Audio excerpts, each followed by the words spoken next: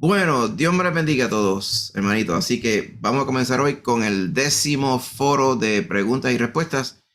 Recuerde, las preguntas las puede hacer según vayamos. Amén.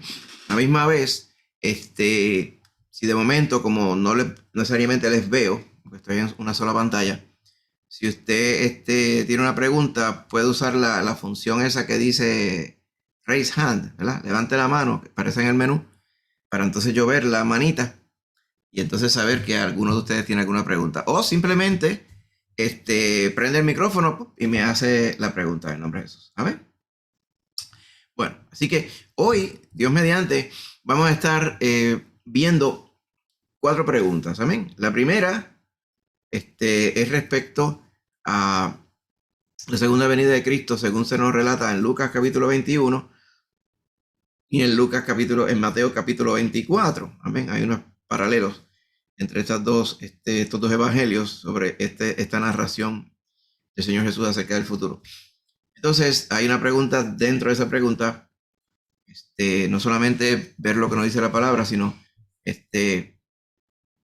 tratar de reconciliar las aparentes diferencias, por lo menos en las palabras que se usan, sobre lo que se relata en uno y en otro capítulo, y también contestar la pregunta sobre la generación a la que se refiere en el verso 32. Vamos a ver, ya mismo vamos a ver a qué generación se refiere y qué queremos decir con generación. Así que esta va a ser la primera pregunta. La otra pregunta es, un homosexual que no es practicante y católico que no cree en adorar a la Virgen ni los santos, ni tampoco cree en el Papa Francisco, tampoco cree en las cartas de Pablo ni en las de Juan. Mi pregunta es, ¿cómo uno como cristiano ayuda a una persona así? Así que vamos a ir sobre esa también. Tercera pregunta, en la Biblia, ¿verdad? Cuando Pablo dice, ¿qué quiere decir Pablo si en alguna forma llegara a la resurrección de entre los muertos, literalmente? Dice, ¿qué es lo que quiere decir Pablo con esto? La cuarta pregunta, ¿qué es o cuál es el pecado imperdonable que se nos menciona en la Biblia de parte del apóstol Juan? Amén. Así que vamos a ir a estas 4 preguntas en el nombre de Jesús. Amén. Así que, como les dije, nos quedaría solamente el tema de la masonería, que pensamos poderlo hacer ya en el tiempo alrededor de por ahí de diciembre, Dios mediante. Amén. Muy bien, pues vamos entonces a explorar la segunda venida de Cristo según se nos narra en Lucas capítulo 21 y en Mateo 24. Gloria sea al Señor. Así que en Mateo, específicamente capítulo 24 y capítulo 25, forman lo que se le conoce como el discurso del olivar. En algunos comentarios dice olivete, pero olivete, la última vez que chequeé no era una palabra en español. Olivar, lo que pasa es que olivete en inglés le dicen olivet, pero en español no traduce igual. Así que olivar es el nombre correcto. ¿Por qué el olivar? Porque el Señor Jesús profirió este discurso, esta exhortación, esta profecía, este consejo en el Monte de los Olivos. Por eso se le llama el discurso del Monte de los Olivos o el discurso del olivar. ¿Amén? Recuerden que el Monte de los Olivos es el monte que está justo al este del área del templo en Jerusalén. Lo van a ver más adelante en unas fotos. El monte de Sión, donde está el templo, había un valle, el valle del Cedrón. Cuando sube ese valle, al otro lado, esa loma que se forma, que desde allá se ve la ciudad, pues ese es el monte de los olivos. Era el lugar predilecto donde el Señor Jesús y sus discípulos se retiraban cuando estaban en el área de Jerusalén a descansar y a meditar y a orar. Y, obviamente, como usted ve aquí, a enseñar la palabra. Así que este discurso del olivar es enteramente profético, o sea que profiere lo que va a venir, no habla nada del pasado. Habla del periodo de la tribulación, que son esos últimos 7 años antes que aparezca el Señor Jesús por segunda vez. Y otra parte que es bien específica, de manera casi exclusiva, ¿verdad? Casi completamente exclusiva, tiene que ver con la nación de Israel. ¿Okay? Así que es bien importante que nosotros recordemos este detalle, porque muchas veces se comete el error de pretender encajar el protagonismo de la iglesia en Mateo 24 y 25. como quien dice, todas esas cosas que está diciendo ahí se refieren a la iglesia. Cuando vayamos a través de esta breve explicación, vamos a explicar por qué no se refiere a la iglesia del todo. Claro, hay unas aplicaciones, como muchas veces pasa con muchas profecías bíblicas, que tienen cumplimiento, pues pronto o cercano al día que se contó la profecía, pero también tiene un cumplimiento futuro. ¿Okay? Y esto pasa en muchas ocasiones. Por ejemplo, cuando usted recuerda las profecías de Daniel, cuando Daniel vio la visión de las bestias, pues se referían a la situación que estaba pasando e iría a pasar el mundo a través de las conquistas de Alejandro Magno, las conquistas de los asirios, las conquistas de Roma, eventualmente. Amén. Cada una de esas bestias, que si el leopardo, el oso, el león y todo aquello. Pero también esas profecías de Daniel aplican a la visión futura, como Juan la vio en el libro de Apocalipsis. O sea, que tiene un cumplimiento esas profecías en el tiempo cercano o casi contemporáneo y tienen cumplimiento final, definitivo, en el futuro. Así pasa con el discurso del olivar del Señor Jesús. Así que una de las razones por la cual vemos que su entorno y su intención es Palestina, o sea, en la región donde vivían los judíos, ¿okay? Era, por ejemplo, cuando dice en Mateo 24:16, dice, entonces los que estén en Judea, huyan a los montes, o sea, ¿y por qué Judea en específico? ¿Por qué no decía, y los que estén en cualquier lugar en el mundo huyan? Porque la venida de Cristo no viene solamente para Judea, viene para todo el mundo, dice que todo ojo le verá. Así que obviamente aquí nos da la semblanza de que hay algo que es bien específico a Judea. ¿Por qué? Porque los eventos casi inmediatos o contemporáneos que se refiere en Mateo 24 se circunscriben a Judea y se circunscriben a la destrucción de Jerusalén que ocurrió en el año 70. O sea, entre el tiempo que el Señor profirió esta profecía, año 32, 33 aproximadamente, hasta el año 70, pasarían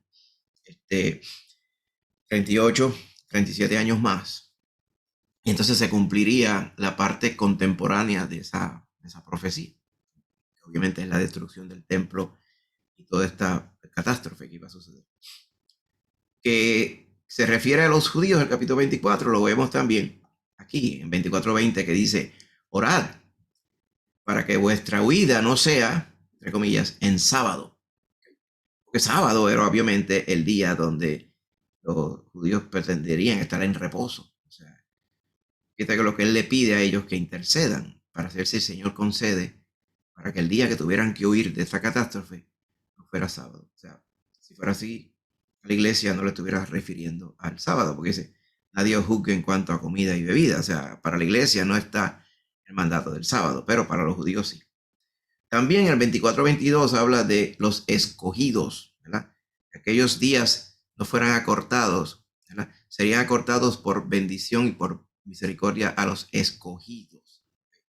Esos escogidos, entonces, por este entorno que vemos aquí, se refiere a los escogidos dentro del pueblo judío, ¿okay? No necesariamente a la iglesia. ¿Okay? Así que, como vamos a ver, y cuando usted se pone a entender el contexto de ese discurso de esta forma, usted definitivamente no ve a la iglesia protagonista en el discurso, ni en las parábolas que tiene el discurso tampoco. ¿Okay? Así que sí tiene que ver con el pueblo de Israel. ¿Okay? Ahora, si nos vamos a ver y vamos a ver ya mismo, ¿verdad? Las versiones paralelas de esta profecía para que podamos entender. En Lucas capítulo 21, este discurso se encuentra en los versículos 5 al 33, 21. Se parece mucho, como yo le dije, al del capítulo 24 y 25 de Mateo. Usted lo va a ver que cuando vayamos leyendo las versiones en paralelo, usted va a poder ver que mucha de la fraseología prácticamente la misma. A pesar de que se ven las diferencias, que son más bien pues, lo que Dios le inspira a cada evangelista que redacte. No todos redactaron idéntico. De hecho, algunos de ellos redactaban aparentemente desde un punto de vista que tiene una semblanza personal, pero definitivamente inspirado por el Señor, ¿verdad? Porque es un mensaje profético. Y de hecho, esa es la riqueza y la bendición de tener 4 evangelios. porque podemos ver los diferentes ángulos y enfoques, porque están dirigidos a diferentes audiencias. ¿Okay? En el caso de Lucas, este evangelio está dirigido a los gentiles grandemente. ¿Okay? En el caso de Mateo, ese evangelio está dirigido mayormente a los judíos. ¿Okay? Por eso es que va a haber más detalles en Mateo 24 por su audiencia judía y porque la intención de estas profecías aplicaban definitivamente al pueblo judío. Va a haber muchos más detalles allí, mucho más que los que se ven en el capítulo 21 de Lucas. De hecho, solamente la extensión de todo lo que habla en Mateo es mucho más que lo que dice en apenas 29 versículos, que es todo lo que comprende el discurso del olivar en Lucas. ¿Okay? Así que, en resumidas cuentas, ¿qué es lo que está diciendo el Señor Jesús en estos dos capítulos? Lucas 21 y Mateo 24, 25. Él se refiere a un evento que sería casi contemporáneo, o sea, 30 y pico años después de la profecía, que es la destrucción de Jerusalén, que yo le mencioné, de parte de los romanos. ¿Cómo ocurrió eso? Pero los judíos se sublevaron en el año 68. Se sublevaron contra Roma. Entonces decidieron intentar sacar a los romanos de allí, que les mantenían en esclavitud. Así que, debido a ello, los romanos mandaron unas legiones a cargo de un general que se llamaba Tito.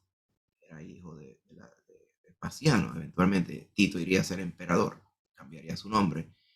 Pero Tito en ese momento fue escogido para acallar la revuelta judía. Y eventualmente, después de 3 largos años de lucha, pudo dominar de nuevo a la nación. ¿Okay? Eso sucedió en el año 70. Pero es obvio que muchas de las cosas que se nos mencionan en Mateo 24 y en Lucas 21 son cosas que no se han cumplido. ¿Por qué? Porque se van a cumplir cuando venga Cristo por segunda vez. Y se ven las dos cosas que vamos a ver en un momentito. Las vamos a ilustrar. No vamos a ir en el super micro detalle, porque esto es un tema de mucho rato. ¿Okay? Pero vamos a referirle para que usted pueda tenerle el fundamento y si más adelante tiene preguntas posteriores, pues ¿okay? Como les dije, la doble referencia, la ley, llamarla así, de la doble referencia es que hay profecías que tienen un cumplimiento cercano y un cumplimiento lejano. Así que vamos a ir a leer algunas porciones de Mateo 24 y Lucas 21 para que podamos entender el contexto. Antes de ir a contestar las preguntas, porque había dos preguntas. ¿Y a qué generación se refiere? En Lucas 21:32 y en Mateo 24:34. Y cómo correlacionamos lo que dicen los dos evangelios sobre la segunda venida de Cristo. Amén. Me paso ahora un momentito. ¿Vamos bien hasta ahora? ¿Alguna duda? ¿Alguna pregunta?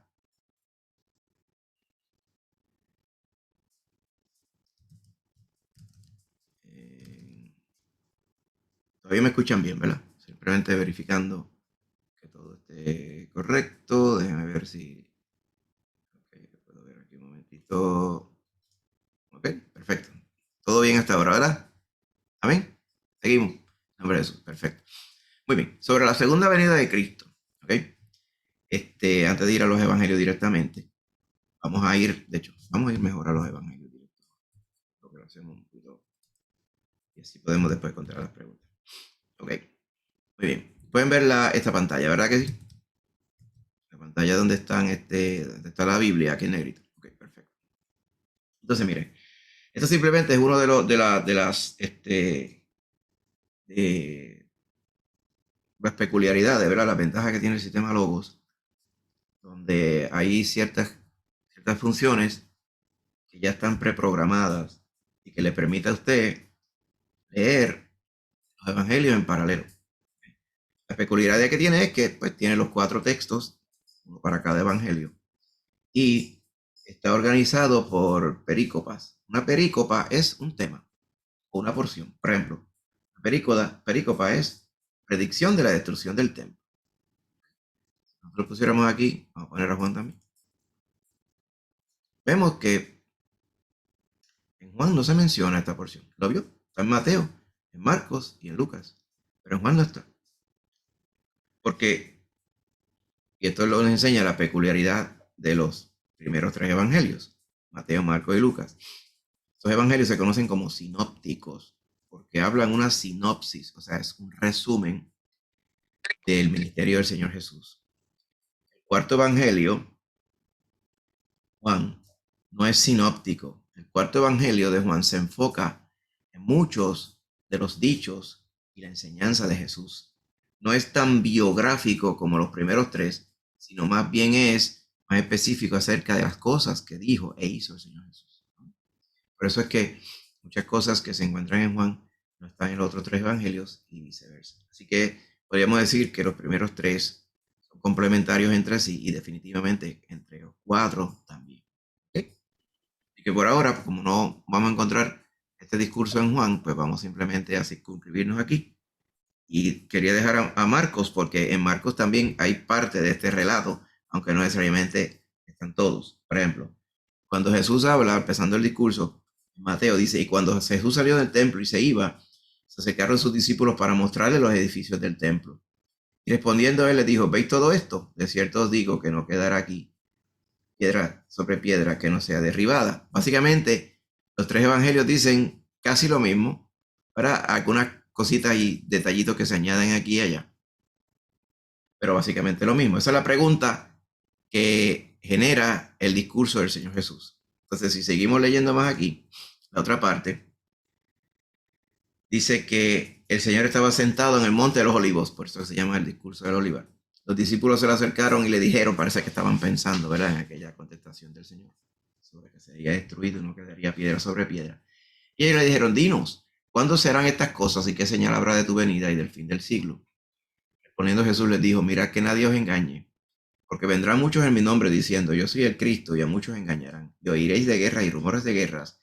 Mirad que no os turbéis, porque es necesario que todo esto acontezca, pero aún no es el fin. Se levantará nación contra nación y reino contra reino. Y habrá pestes y hambres y terremotos en diferentes lugares, y todo esto será principio de dolores. Usted lee parafraseando rapidito en Marcos.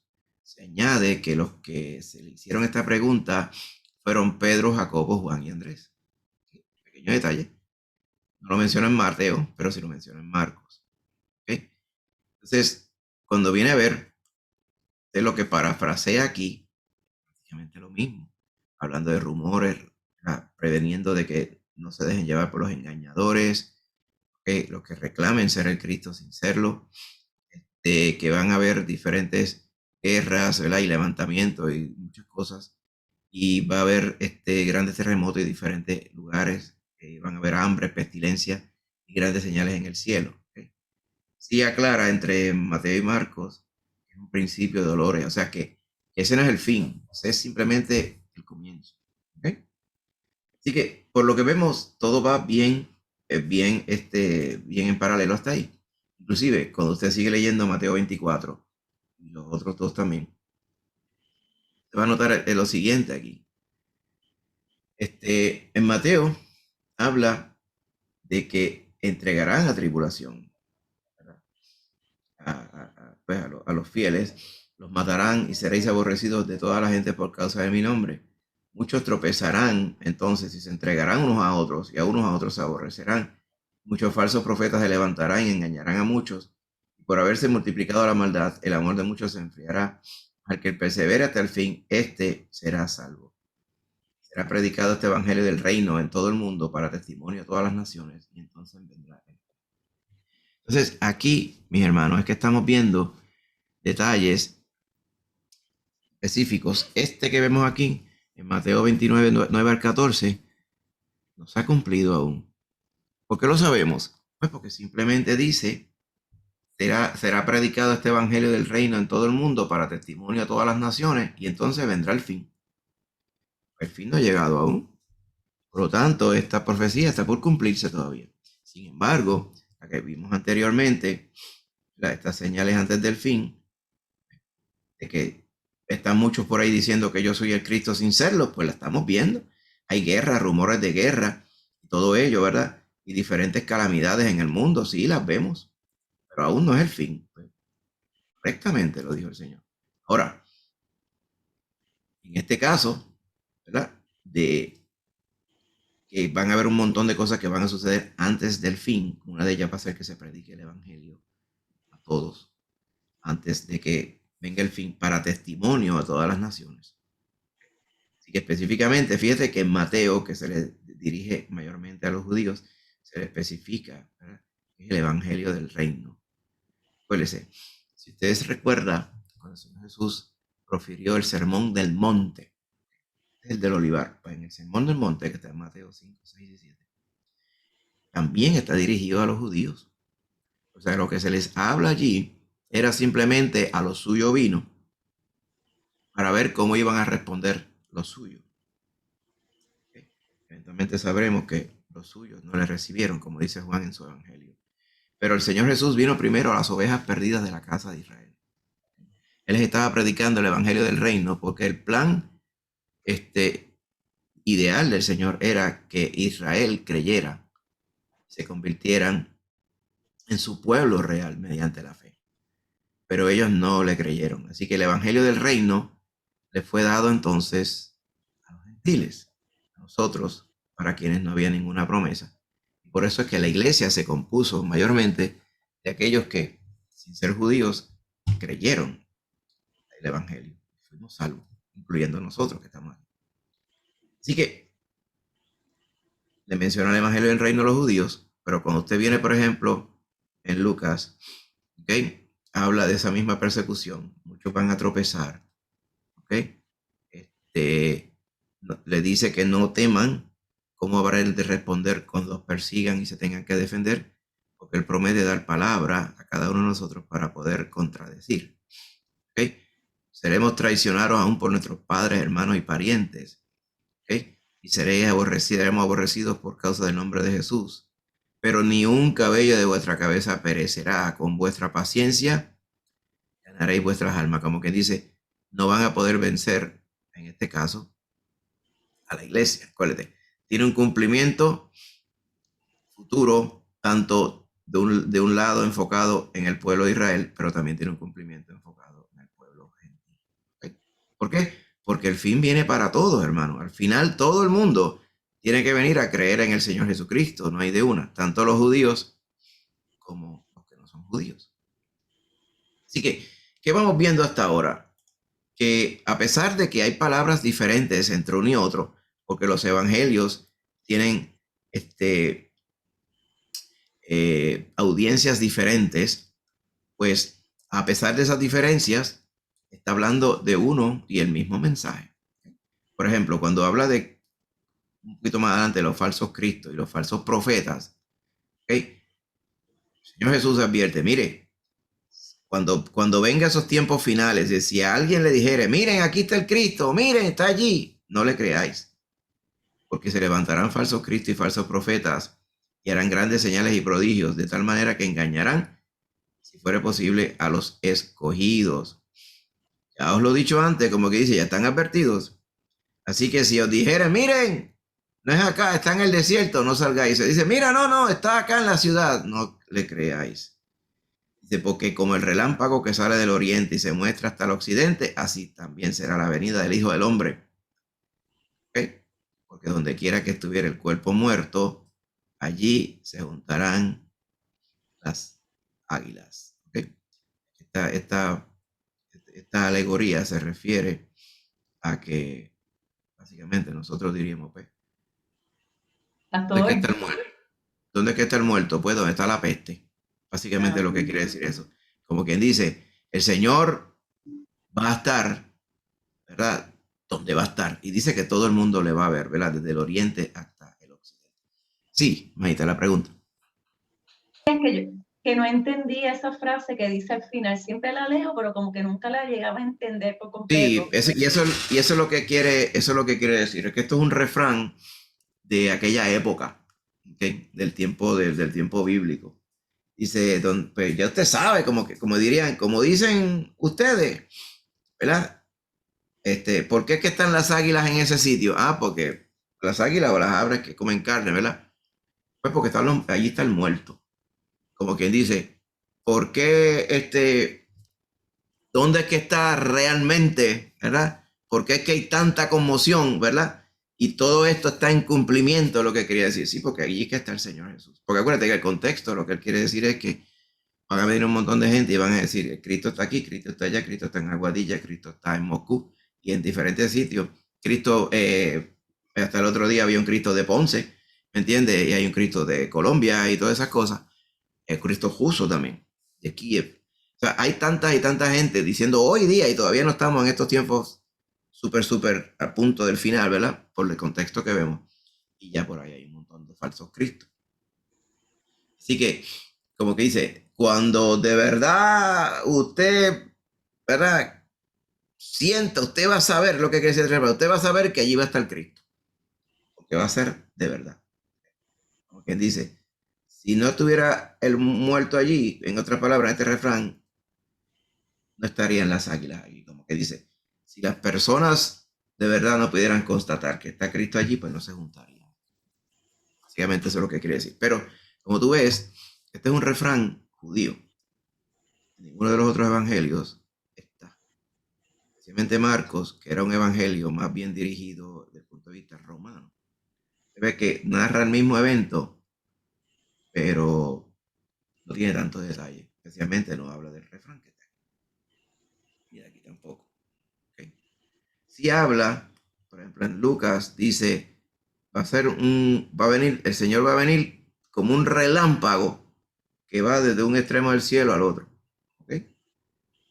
Aquí no habla de relámpago en Marcos. ¿Okay? Pero sí habla de la porción que no nos dejemos engañar. Estaba viendo el asunto. Así que podemos decir no solamente los dos evangelios, los tres evangelios están hablando del mismo evento. Algunos tienen más detalles que otros y otros lo enfocan en una audiencia más que otra, según fueron inspirados por el Señor. ¿Dudas o preguntas hasta ahora? Pastor, yo. De momento no te oigo. Ahora.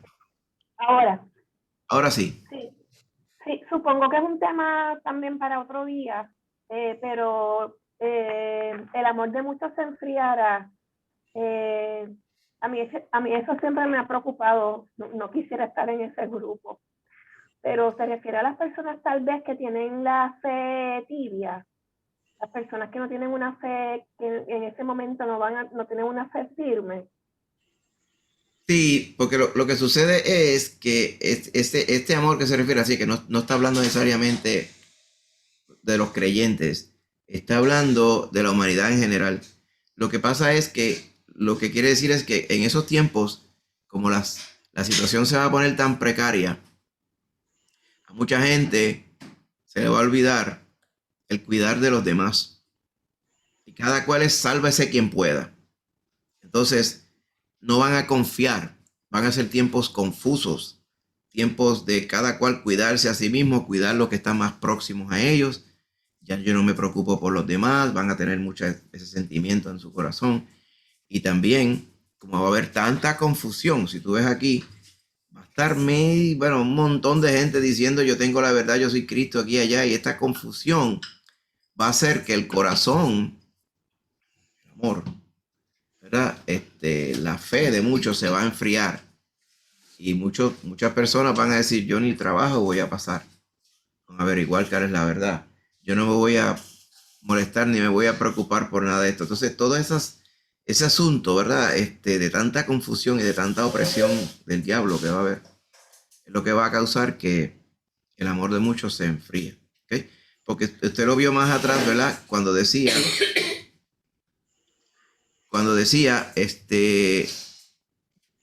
de que serían entregados. Déjame ver un momentito aquí. ¿Ves? Muchos tropezarán y se entregarán unos a otros y unos a otros se aborrecerán. ¿Ok? O sea, muchos se traicionarán unos a otros. Aquí que infiere también lo de que el amor se enfría. Y algunos simplemente, ¿verdad? Por ganar ventaja, pues, y por dejarse engañar por la maldad, pues entonces van a traicionar a los que supuestamente ellos antes apoyaban. Lo que va a haber es un caos y cada cual va a estar, ¿verdad? Sálvese quien pueda.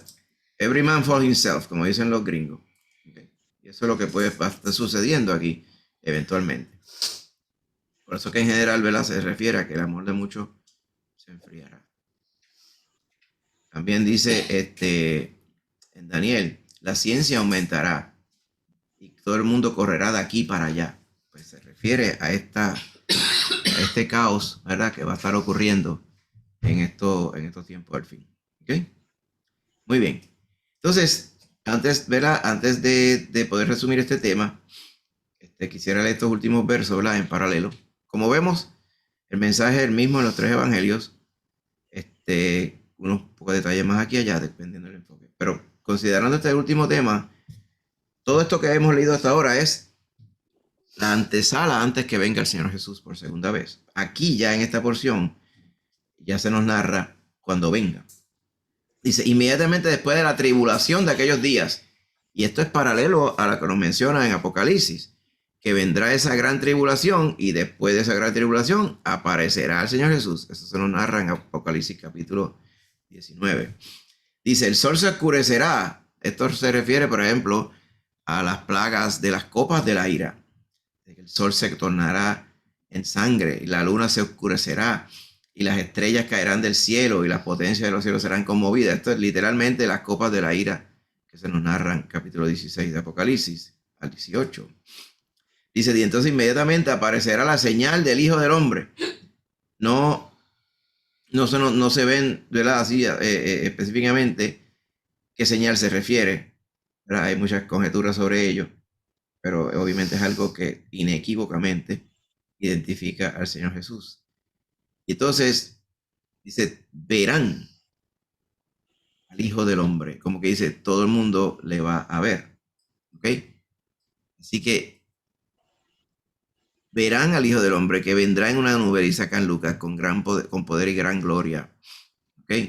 Entonces, en Lucas añade esta porción, dice, cuando estas cosas comienzan a suceder, erguíos, dice, nadie esté triste, y levantad vuestra cabeza, porque vuestra redención está cerca. Amén. Así que aquí en Mateo nos refiere, en lugar de esa porción de levantar vuestra cabeza, dice, y enviará a sus ángeles con gran voz de trompeta y juntarán a sus escogidos de los cuatro vientos desde un extremo del cielo hasta el otro. Amén. Y aquí también juntará a sus escogidos de los cuatro vientos del extremo de la tierra hasta el extremo del cielo. ¿Okay? Para ese tiempo, ¿verdad?, por lo que vemos, especialmente durante el tiempo de la ira, ya la iglesia habrá sido llevada, ¿okay?, raptada al cielo, como dice 1 Tesalonicenses 4:13. Así que este asunto de juntar a sus escogidos de los cuatro vientos es lo que se nos narra allá en el capítulo 20 de Apocalipsis, que es el comienzo del milenio. Dice que el Señor va a tomar a todos aquellos que son fieles y los va a recoger para entrar al reino de su Padre. Pues ese reino de su Padre, cuando primeramente se manifiesta, es aquí en la tierra como la conocemos ahora. Y el Señor Jesús va a reinar 1000 años. ¿Okay? Después de ello hay otros eventos que suceden, pero el primero que se refiere aquí con esto de recoger los escogidos, los recoge ¿para qué? Para que entren a ese reino milenial, donde el Señor va a regir a todas las naciones. Amén. Así que todo esto se refiere y tiene prácticamente las mismas connotaciones, ¿ok? Ahora, al final, le hace una advertencia ya en capítulo 25. Nos dice, miren, velen, estén pendientes, porque no sabéis el día ni la hora en que el Hijo del Hombre ha de venir. ¿Ok? Entonces, aquí es que en el caso de Mateo empieza a contar la parábola de los talentos, donde un señor vino, repartió bienes y cuando regresó empezó a pedir cuentas. ¿Okay? También en Marcos se relata esa misma parábola. ¿Okay? Así que desde el punto de Marcos y Mateo vemos una conclusión, desde el punto de Lucas, como vemos aquí, ¿okay?, simplemente les recomienda a los creyentes, miren que vosotros por vosotros mismos, que vuestros corazones no se carguen de glotonería y embriaguez y de los afanes de esta vida y venga de repente sobre vosotros aquel día. Porque como un lazo vendrá sobre todos los que habitan sobre la faz de la tierra. Velad pues todo tiempo orando para que seáis tenidos por dignos de escapar de todas estas cosas que vendrá y estar en pie delante. Hijo, recuerde que estas advertencias se hacen a la humanidad en general. Así que es importante, la advertencia que se le hace a toda la humanidad es, se les advirtió, yo vengo y vengo a reinar y vengo a pedir cuentas. Así que todo el mundo tiene que estar preparado. ¿Amén? Sabemos que la forma de estar preparado es viniendo al Señor Jesucristo como Salvador. De esa forma, el Señor nos salva, compra nuestra alma con su sangre. ¿Y para qué viene el Señor? ¿A quién viene a buscar? Pues viene a buscar a la iglesia que Él compró con su sangre preciosa. Amén. Así que déjeme detenerme aquí un momentito. De volver entonces a los slides. Okay. Me detengo entonces en la lectura bíblica y quisiera terminar el tema, ¿verdad? Por si acaso hay alguna otra pregunta adicional. Vimos, ¿verdad? Que ambos evangelios, yo diría los tres evangelios, incluyendo a Marcos, se refieren al mismo evento de la segunda venida de Cristo, pero unos incluyen detalles y otros no. ¿Okay? Porque Dios usó diferentes personas para contarnos, ¿verdad?, esta profecía. Así que por eso que decimos que estos relatos bíblicos son complementarios. ¿Okay? Así que es una y exactamente la misma cosa. ¿Okay? Así que eso contesta la primera pregunta, ¿verdad? ¿Está hablando del mismo relato? Sí, la segunda venida de Cristo. ¿Da detalles idénticos entre los tres? No. Si aglomeramos todos los detalles, podemos tener el cuadro completo de lo que el Señor nos quiso decir a través de los evangelistas. ¿Okay? Ahora, la otra pregunta que estaba en Mateo 24:34 y Lucas 21:32 dice, os digo que no pasará esta generación hasta que todo esto acontezca. ¿Verdad? Vamos a buscarlo aquí un momentito.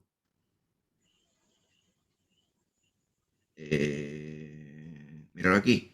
Mateo 24:34 dice, de cierto os digo que no pasará esta generación hasta que todo esto acontezca. Todo esto, todo lo que él ha dicho, ¿verdad?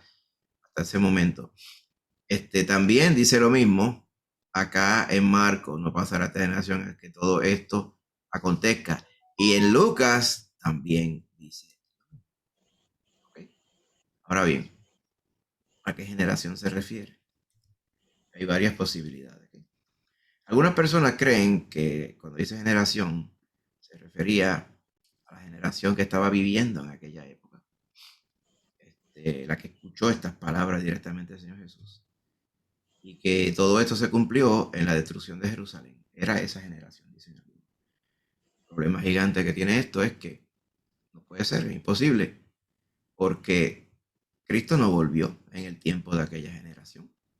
Y la segunda venida de Cristo está incluida en esa profecía. Así que esto no puede ser porque el Señor Jesucristo no vino.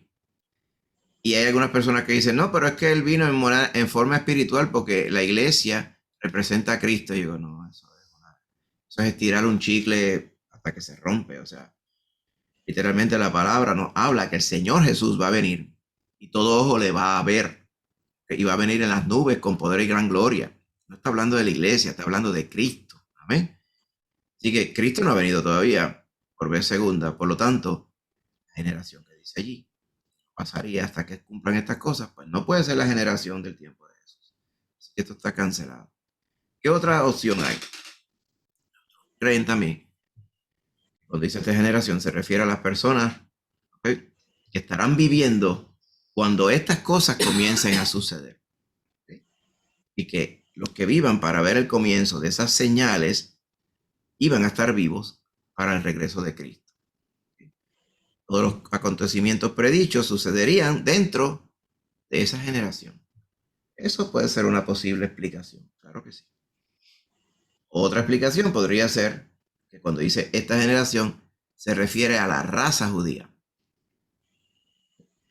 La palabra que se usa griega para definir generación, pues podría aplicarse a la raza. Así que podríamos decir, esta raza, la judía, ¿ok?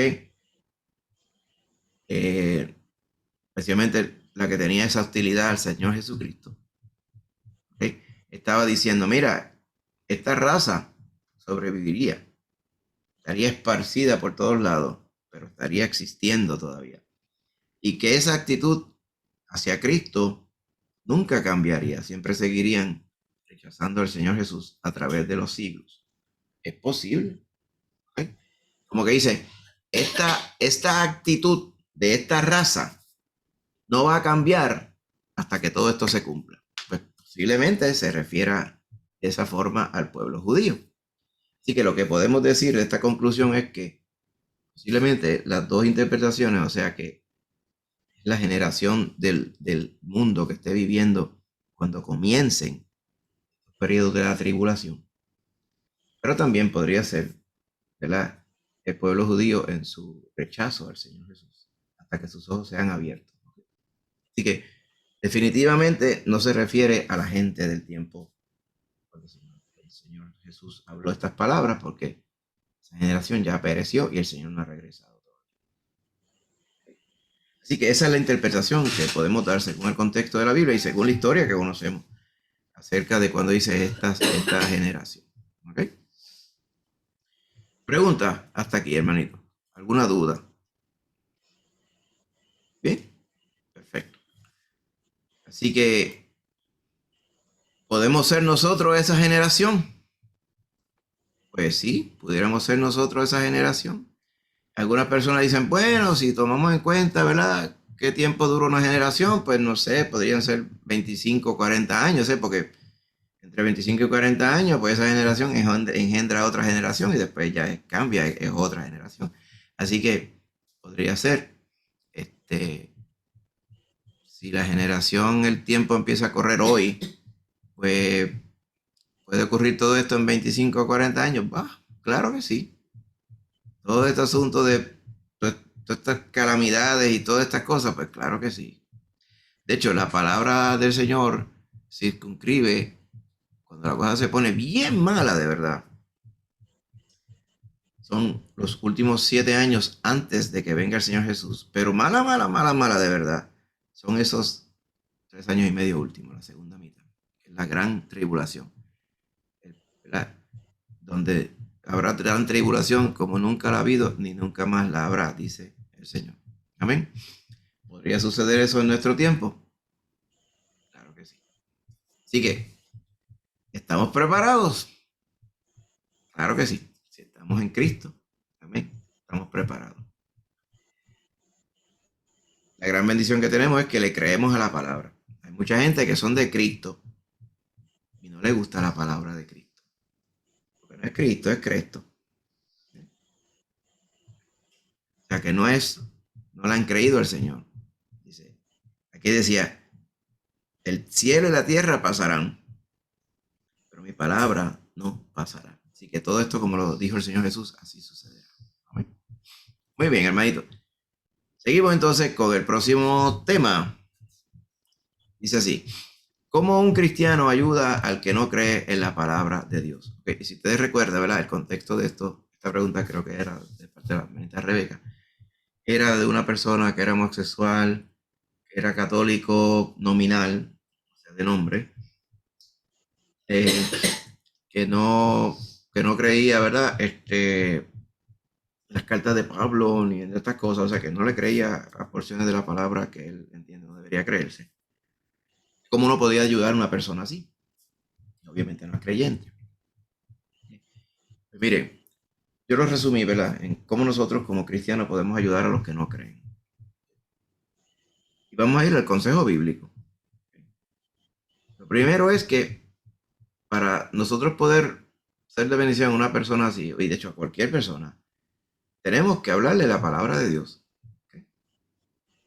La palabra de Dios es poderosa y es como espada de 2 filos.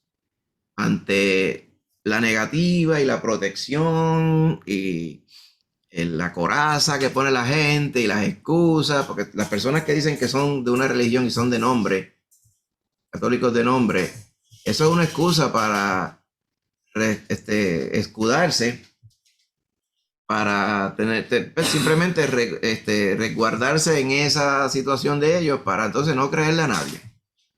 Porque es que están adictos al pecado y se quieren quedar como están.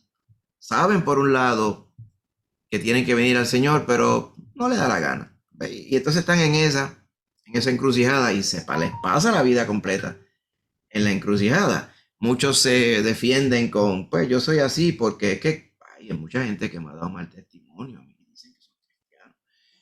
Ay, que es que hay cosas ahí en la Biblia que no puede ser así. ¿Cómo es eso que el Señor va a echar en el lago de fuego? ¿Lago de fuego? No, pero y la Biblia dice una cosa en un sitio y dice otra. Y aquí dice que Dios es amor y en la otra está el Dios de amor echando a la gente en el infierno. ¿Cómo yo correlaciono las dos cosas?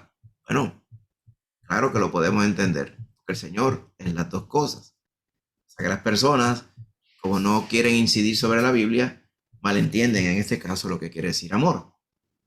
Y a cualquier cosa que les parece nice, le dicen amor. Si vamos a la palabra literalmente, sabemos que el amor está basado en la justicia. Y la justicia está basado en darle a cada cual según se merece. A nosotros que merecíamos estar en el lago de fuego, la sangre de Jesucristo, su Hijo, nos salvó. Pero para aquellos que no están cubiertos con la sangre de Cristo por la fe, el Señor tiene que hacer justicia también. Así que, ¿cómo podemos incidir con personas así? Hay que hablarles la palabra, hermano. Dejar que la palabra haga lo que ella solamente puede hacer. Mire que dice Romanos 10, 8 y 17. Dice, ¿más qué dice? Cerca de ti está la palabra en tu boca y en tu corazón. Y esta es la palabra de fe que predicamos. Que si confesares con tu boca que Jesús es el Señor y creyeres en tu corazón que Dios le levantó de los muertos, serás salvo. Porque con el corazón se cree para justicia, pero con la boca se confiesa para salvación. Pues la Escritura dice, todo aquel que en él creyere no será avergonzado. Porque no hay diferencia entre judío y griego. Pues el mismo que es Señor de todos es rico para con todos los que le invocan. Porque todo aquel que invocar el nombre del Señor, buenamente dice, será salvo. Mire ahora, ¿cómo pues invocarán a aquel en el cual no han creído? O sea, para salvarse. ¿Y cómo creerán en aquel de quien no han oído? ¿Y cómo oirán sin haber quien les predique? ¿Y cómo predicarán si no fueran enviados? Fíjese que una cosa tiene que ver en seguimiento de la otra. Finalmente dice, como está escrito, cuán hermosos son los pies de los que anuncian la paz, de los que anuncian buenas nuevas. La palabra buenas nuevas en español, literalmente en griego dice evangelium. Es que viene el nombre evangelio que se ha transliterado. Cuando decimos el evangelio de Juan, son las buenas noticias que Juan contó de parte del Señor. ¿Cuáles son las buenas noticias? Pues que todo aquel que cree e invoca el nombre del Señor Jesús se salva eternamente. Amén. Pero dice, no todos obedecieron a las buenas noticias, al evangelio. Pues Isaías dice, Señor, ¿quién ha creído a nuestro anuncio? Y más adelante dice, ¿y sobre quién se ha manifestado el brazo de Jehová?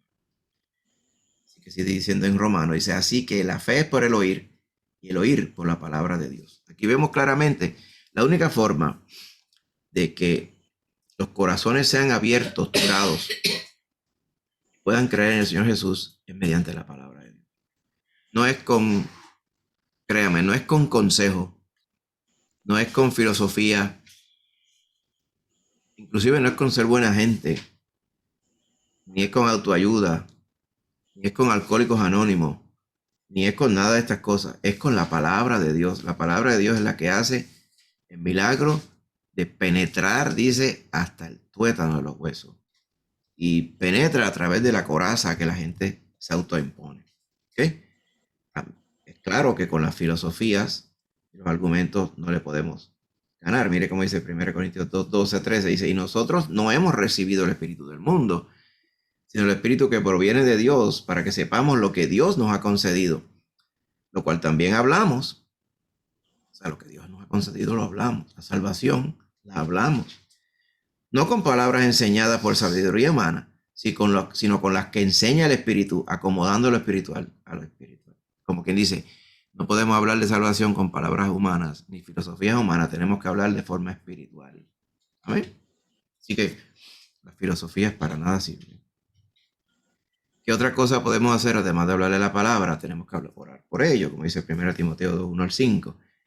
Exhorta ante todo a que se hagan rogativas, oraciones, peticiones y acciones de gracias por todos los hombres, por los reyes y por todos los que están en eminencia, para que vivamos quieta y reposadamente en toda piedad y honestidad. Porque esto es bueno y agradable delante de Dios nuestro Salvador, el cual quiere que todos los hombres sean salvos y vengan al conocimiento de la verdad, porque hay un solo Dios y un solo mediador entre Dios y los hombres, Jesucristo hombre. Bien claro. Tenemos que orar para que conozcan al Señor Jesús, el único Salvador, y se puedan salvar como nosotros. Por último, predicando la palabra, hablándoles la palabra, orando por ellos. Y tercero, teniendo un testimonio santo. Como dice 1 Pedro 2:12, dice, manteniendo vuestra manera de vivir entre los gentiles, para que en lo que murmuran de vosotros como de malhechores, glorifiquen a Dios en el día de la visitación, al considerar vuestras buenas obras. El día de la visitación, ¿cuándo es ese día? Cuando el Espíritu Santo los toca, hermano, como nos tocó a nosotros. Señor, nosotros tuvimos un día de visitación. Posiblemente tuvieron muchos días de visitaciones, hasta que en uno de ellos le creímos a la palabra. Amén. Así que este es el consejo que nos da la Biblia para poder ser de ayuda a estas personas que están perdidas. Amén. Bien sencillo. Así que una cosa contempla la otra, el orar, el creerle al Señor, predicar la palabra y el tener un testimonio, siendo cartas abiertas, como nosotros decimos. Amén. Así que de esa forma, hermanito, como dice la palabra, el otro elemento es, no os canséis, pues, de hacer el bien, porque a su tiempo segaremos si no desmayamos. Amén. Gloria a Dios. Así que por ahí seguimos, hermanito querido. ¿Alguna pregunta con esta pregunta, ¿verdad? Valga la redundancia. Amén. Muy bien. Tercera pregunta. Okay. Recuerda, tenemos 4 preguntas esta noche.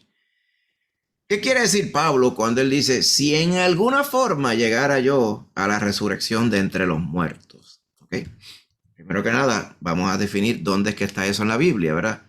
Filipenses 3:8-11 dice así, ciertamente aún estimo todas las cosas como pérdida por la excelencia del conocimiento de Cristo Jesús, mi Señor, por amor del cual lo he perdido todo y lo tengo por basura para ganar a Cristo y ser hallado en él, no teniendo mi propia justicia, que es por la ley, sino la que es por la fe de Cristo, la justicia que es de Dios por la fe, a fin de conocerle y el poder de su resurrección y la participación de sus padecimientos, llegando a ser semejante a él en su muerte. Y ahí dice, si en alguna manera llegase a la resurrección de entre los muertos.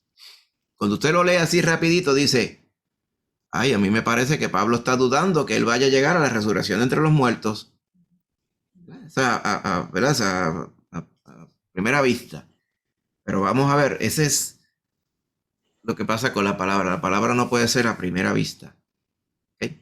Tenemos que meditar en ella y tenemos que ver todo el contexto, especialmente cuando estamos considerando al apóstol Pablo. Pablo quiere decir tantas cosas en tan poquitas palabras. Y se le hace a veces un poco complicado también por tantas cosas que él quiere decir. Así que es importante que nosotros vayamos a la palabra, la leamos y meditemos en ella. Y oremos. Digamos, Señor, ayúdame a entender tu palabra. Ayúdame a comprender bien aquí. Mi primera impresión es que me parece que Pablo no está seguro de su salvación. ¿Será eso lo que quiere decir? Vamos a ver lo que nos dice la palabra. Si vemos el texto en griego, ¿verdad? Obviamente también lo sacamos del software Logos. Bien.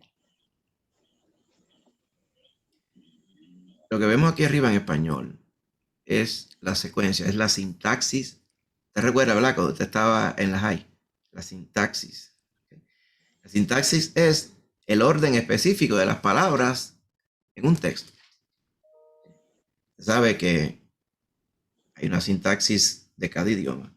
Por ejemplo, en inglés, a veces usted dice el adjetivo antes del sujeto. ¿Ok? Red card. Pero usted en español puede decir rojo carro. No soy correcto, ¿verdad? Usted dice carro rojo.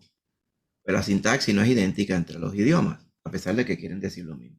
En griego pasa lo mismo. La sintaxis es bien diferente. Ahora, lo que pasa aquí es que se llama un interlineal. Dice, todo esto que usted aquí ve aquí abajo en griego, en texto griego, lo que está aquí arriba es la traducción en español. Ahora, esto se llama un interlineal inverso. ¿Por qué inverso? Porque es interlineal porque tiene los dos idiomas, pero es inverso porque la sintaxis que sigue es la sintaxis del español, para que lo podamos entender, porque en griego la sintaxis es diferente. ¿Ves? Simplemente en griego diría, Cristo, por la fe de Dios, es la justicia. Pues es lo mismo que dijéramos Cristo, la justicia que es de Dios por la fe. ¿Okay? Nosotros estamos acostumbrados a entender mejor la sintaxis en español porque con ese fue nuestro idioma con el cual nos criamos. Entonces, si vamos a la porción, dice Pablo, ¿ok? Dice, y el poder de su resurrección, ¿ok? Hodinamis autos o anastasis, como quien dice, yo quisiera experimentar el poder de la resurrección, el mismo que pasó el Señor Jesús cuando resucitó, y tener comunión, o sea, koinonía, ¿ok? Con sus padecimientos. Fíjese que es lo que él quiere. Él no está hablando de su salvación. Él lo que está diciendo es que él le gustaría pasar por lo mismo que Cristo pasó. Mire cómo dice. Es que yo quiero, dice, simorfizo, ¿ves? Yo quiero ser, como convertirme y experimentar lo que él experimentó en su muerte. Aquí lo ve. Pasar mismo que él pasó en su muerte. O sea, no necesariamente la cruz, sino el morir. El morir es lo que él quiere. El estar sepultado. Amén, literalmente. Dice, eso es lo que él quiere. Entonces, cuando dice eipos cantataois ho ex sanatasis o necros, lo que quiere decir es que, ay, ¿tú sabes qué es lo que yo quisiera? Morir y resucitar para pasar exactamente lo mismo que hizo el Señor Jesucristo. Ay, si eso se me diera, es lo que él quiere decir. Dice, ay, si en alguna manera yo llegara a esa resurrección de entre los muertos. ¿Cuál es la alternativa aquí, hermano? Nuestra alternativa, la alternativa de Pablo. ¿Qué mismo decía él en 1 Tesalonicenses 4, 1 Corintios 15? Dice, cuando el Señor viene a buscar su iglesia, sonará la trompeta y los muertos en Cristo resucitarán primero. Amén. Los que estén vivos cuando venga el Señor irán después. Todos serán transformados y todos iremos a la eternidad y todos iremos al mismo lugar. Pero solamente los que hayan muerto ya en Cristo, claro está, resucitarán para ser transformados. Nosotros los que estemos vivos, si estamos vivos, solamente seremos transformados, no moriremos. ¿Okay? Lo que Pablo decía es, ay, a mí no me gustaría simplemente ser transformado, a mí me gustaría morir y que él me resucite.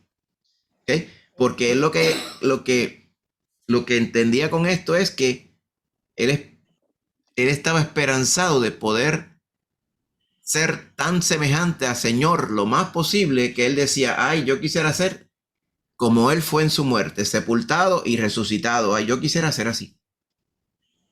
Y eso es lo que él quiere, hermanito. ¿Sí? Mira la clave está aquí cuando él dice, a fin de conocerle, o ginosco autos. Ginosco es la palabra de donde viene ginecología. Ginescos, que es la relación íntima entre un hombre y una mujer. Esa es la palabra que está detrás de conoces tú a Cristo. Como dice, conocer a Cristo en el sentido bíblico es tener una comunión íntima, eterna e inviolable con el Señor Jesús. Amén. Eso es lo que es conocer al Señor. Que Pablo quería literalmente pasar por lo que pasó el Señor Jesús. Eso es lo que él quiere decir. No es que él está dudando. O sea, él no está dudando si va a resucitar, sino que más bien quisiera morirse para poder resucitar. Ay, si el Señor me diera y me preguntara qué quiere el que pase conmigo. Yo quisiera mejor morirme para después resucitar. Pues ¿sabe qué? Se le dio. Se le dio. El Señor no ha llegado aún. Y el hermanito Pablo, ¿verdad? El cuerpo murió. Así que cuando venga Cristo, Él va a ser resucitado. O sea, eso que Él quería, se le dio. El Señor se lo cumplió. Amén. Y así va a pasar con todos los hermanos que han fallecido ya. Cuando venga el Señor Jesucristo serán resucitados. Amén. Así que a Pablo no le importaba cómo llegaría a la eternidad, si fuera transformado o fuera resucitado y transformado, pero prefería pasar por la muerte y resurrección. Eso simplemente es lo que él quería, ¿verdad? Y si vamos a la primera Tesalonicenses 4, buscarlo aquí un momentito.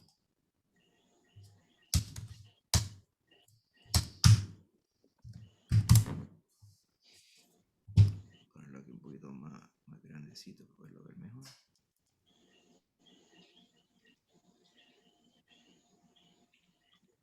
¿Ok? Mira lo que dice acá. Tampoco queremos, hermanos, que ignoréis acerca de los que duermen, o sea, los que murieron, para que no os entristezcáis como los otros que no tienen esperanza, o sea, los que no son de Cristo. Porque si creemos que Jesús murió y resucitó, así también traerá Dios con Jesús a los que durmieron en él. Por eso os decimos esto en palabra del Señor, que nosotros que vivimos, que habremos quedado hasta la venida del Señor, o sea, si estamos vivos cuando venga el Señor, no precederemos a los que durmieron. Amén. Simplemente por estar vivo no quiere decir que nosotros vamos a ir primero. Porque mira el plan que tiene el Señor. Porque el Señor mismo con voz de mando y con voz de arcángel, que con trompeta de Dios descenderá del cielo, y los muertos en Cristo resucitarán primero. Luego nosotros, los que vivimos, los que hayamos quedado, seremos arrebatados juntamente con ellos en las nubes para recibir al Señor en el aire, y así estaremos siempre con el Señor. Por lo tanto, alentados los unos a los otros con estas palabras. Pablo lo que quería era irse primero, hermanito. Algo malo en eso. No, él quería irse primero. Señor, yo me puedo ir adelante, ¿verdad? Pues sí, el Señor le dijo que sí. Amén. De hecho, adelante van a estar todos los que han muerto en Cristo.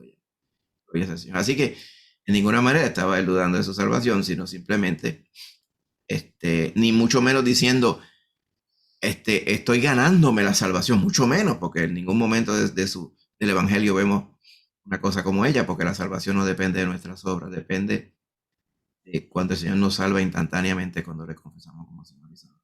Pero quería morir y resucitar. Amén. Gloria a Dios. ¿Alguna pregunta, hermanito, con esta porción? Amén. Gloria a Dios. Mire, tenemos una última pregunta. ¿Qué es o cuál es el pecado imperdonable?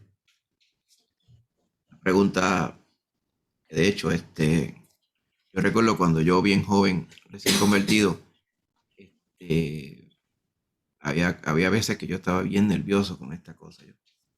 Porque, ¿sabe? Cuando uno sabe lo que es salvarse y uno sabe lo que es estar perdido, entonces uno dice, ay, habré cometido yo el pecado imperdonable. Vamos a ver lo que nos dice la palabra. Amén. Esta referencia se encuentra en 3 evangelios. Vamos a usar el feature que yo les dije aquella vez. Amén. Ok, déjenme ver un momentito por acá. Segundito.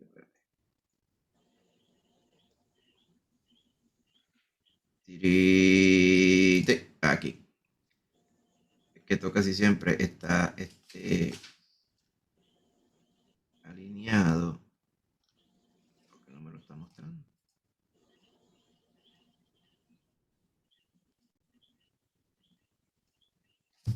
Segundito. Que ahora se ha encachorrado.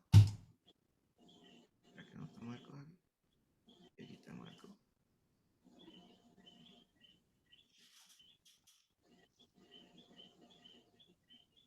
Ah, sí, míralo aquí. El endemoniado mudo, míralo aquí.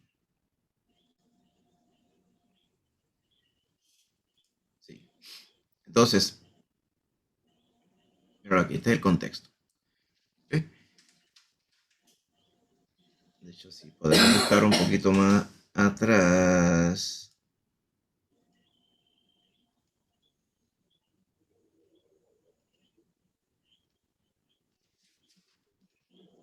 Que estoy tratando de buscar es que aquí lo agrupa. Se lo agrupa de una forma que no necesariamente cuenta todo el detalle, ¿verdad?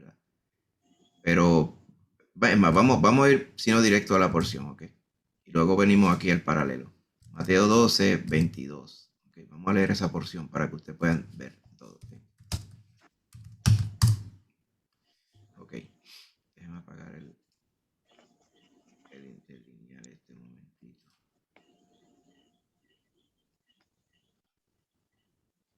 Lo quitamos para verlo mejor. Ok. Muy bien.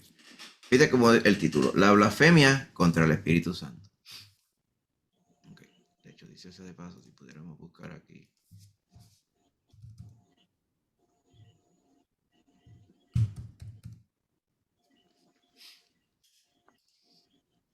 Sí, aquí la pone, pero entonces la pone corta. Vámonos mejor con la Biblia directa. Entonces fue traído a él un endemoniado, ciego y mudo, y le sanó, de tal manera que el ciego y mudo veía y hablaba. Toda la gente estaba atónita y decía, ¿será este aquel hijo de David? Mas los fariseos al oírlo decían, este no echa fuera a los demonios, sino por Belcebú, el príncipe de los demonios. Sabiendo Jesús los pensamientos de ellos, les dijo, todo reino dividido contra sí mismo es asolado, y toda ciudad o casa dividida contra sí mismo no permanecerá. Y si Satanás echa fuera a Satanás, contra sí mismo está dividido. ¿Cómo pues permanecerá su reino? Si yo echo fuera a los demonios por Belcebú, entonces ¿por quién los echan vuestros hijos? Por lo tanto, ellos serán vuestros jueces. Pero si yo por el Espíritu de Dios echo fuera a los demonios, ciertamente ha llegado a vosotros el reino de Dios. Porque, ¿cómo puede alguno entrar en la casa del hombre fuerte y saquear sus bienes si primero no le ata?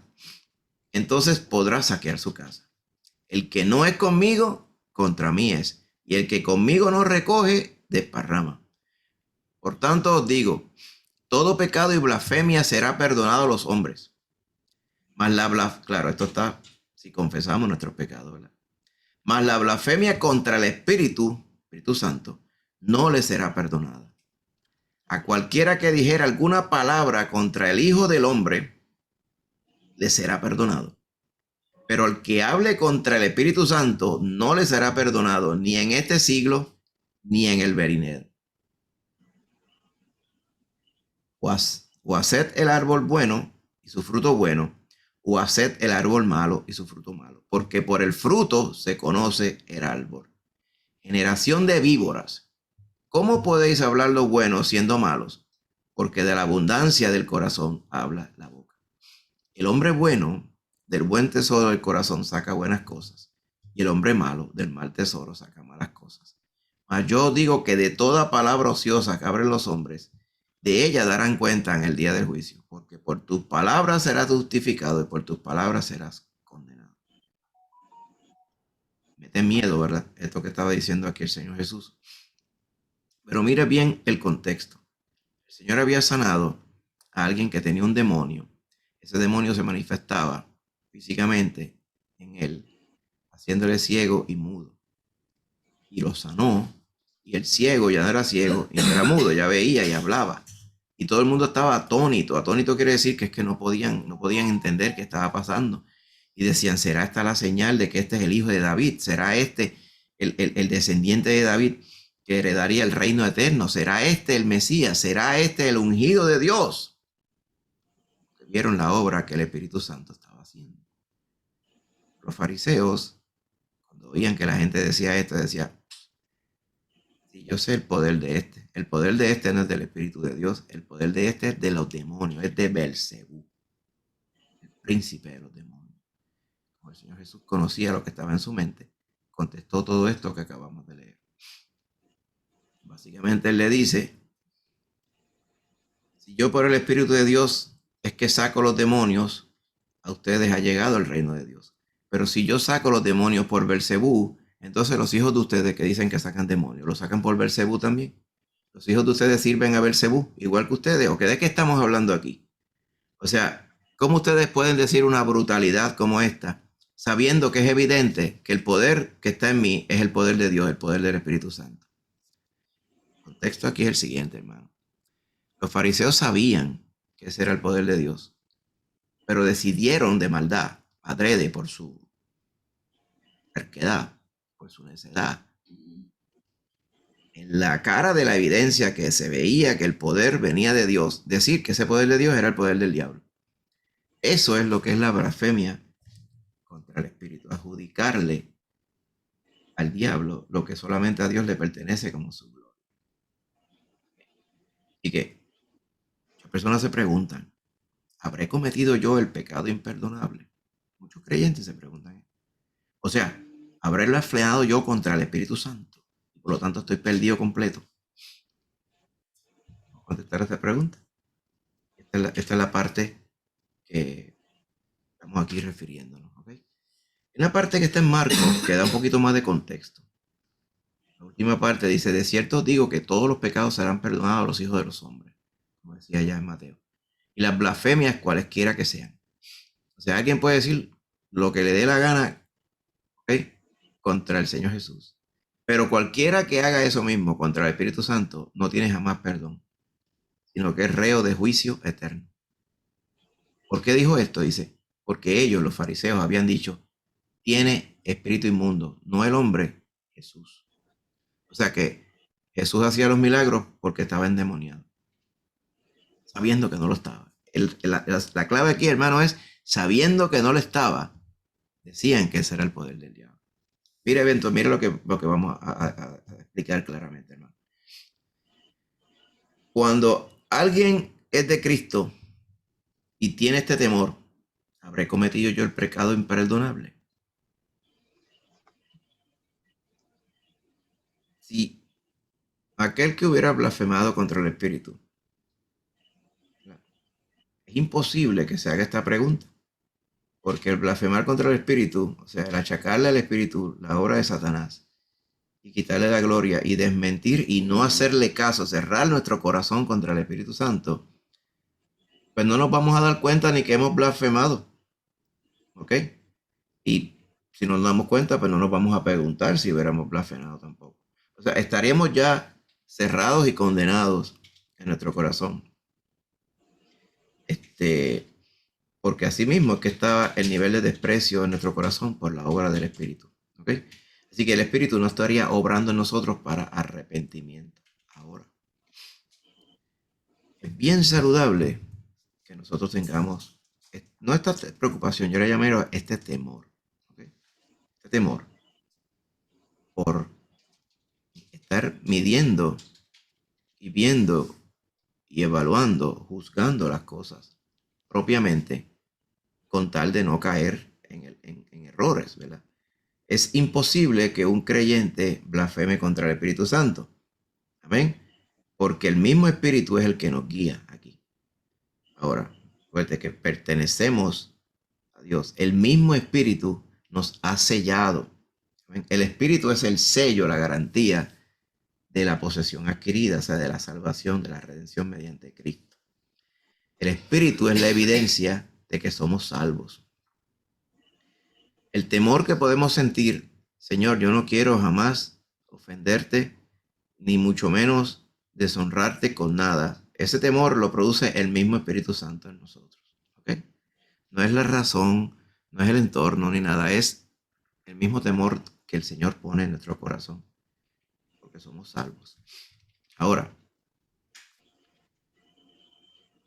lo que pasó aquí en Marcos 3:30 y en el Evangelio de Mateo que se nos narra, es que los fariseos, conociendo la Escritura, diciendo conocer a Dios y viendo la evidencia del poder de Dios que estaba sucediendo allí, cuando todo el mundo sabía que Satanás era el que estaba controlando a aquel varón, al mudo y ciego, y sabiendo que el único que puede sacar el poder de los demonios es el poder de Dios, vieron el poder de Dios y dijeron, ese es el diablo. Por capricho, ¿verdad? Y por su necedad. Lamentablemente, esos que estaban allí se perdieron eternamente, porque entonces cerraron su corazón por completo. ¿Va entendiendo, hermano? O sea, es ver la luz de Dios y burlarse de ella y decir, yo no quiero nada de esto. Cuando es la revelación de Dios que es indudable, ineludible, ¿verdad? Inviolable, inconfundible, y decir, el diablo, sabiendo y convencido por completo de que no lo es.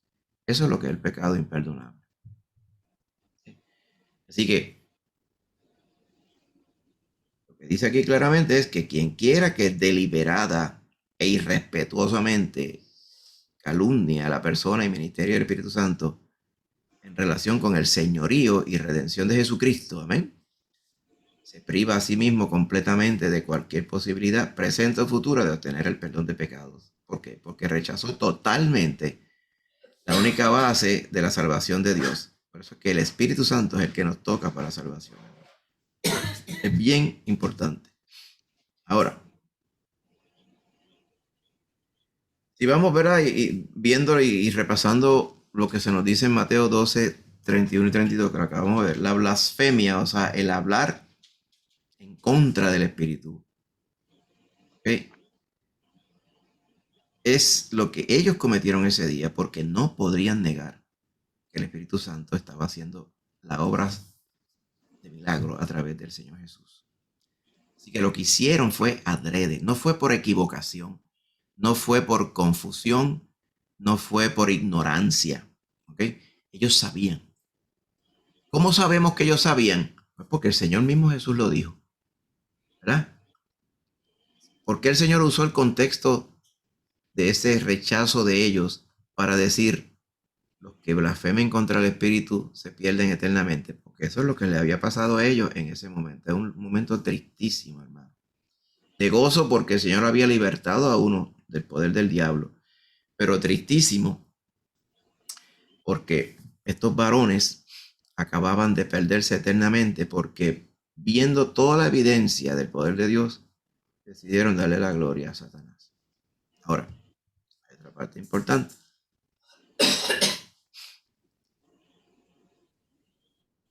Mire ahora. Y Pablo, por ejemplo. Vamos a ver el caso de Pablo.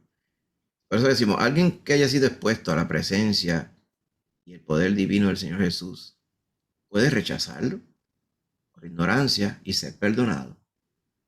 ¿Sí? Porque el incrédulo, ¿verdad? Eventualmente, ¿verdad?